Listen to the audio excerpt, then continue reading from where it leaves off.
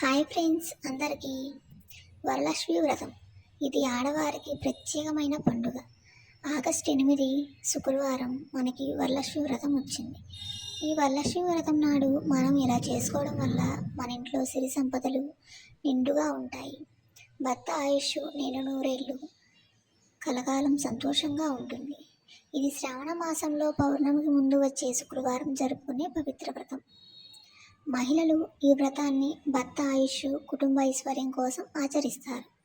ఈ రోజున అష్టలక్ష్ములు, సంపద, ఆరోగ్యం, విజయం, శాంతి, శక్తి లాంటి 8 లక్ష్మీ రూపాలను పూజిస్తారు.